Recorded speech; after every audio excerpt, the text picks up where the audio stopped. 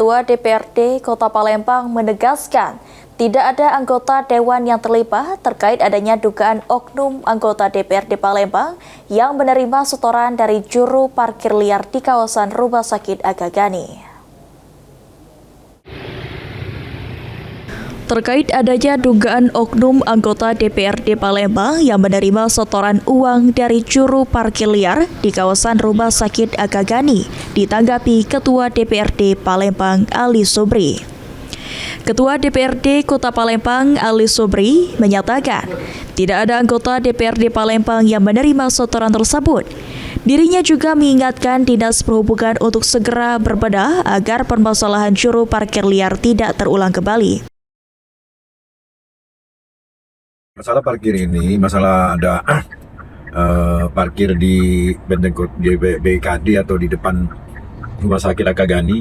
Masalahnya ada seorang juru parkir yang mengatakan setoran 130.000 itu kepada anggota DPRD kota sekarang. Padahal tidak ada itu.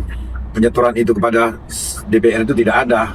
Itu cuman masalah setoran 130 itu dikarenakan untuk dia jaga parkir di situ. Padahal itu pencemaran nama baik. Maka saya sebagai Ketua DPRD Kota Palembang, statement yang saya keluarkan pada hari ini karena menyangkut anggota dewan. Kendati demikian, DPRD Kota Palembang masih akan melakukan pendalaman terkait adanya dugaan oknum anggota dewan yang menerima setoran dari juru parkir liar. Lutfi, PAL TV.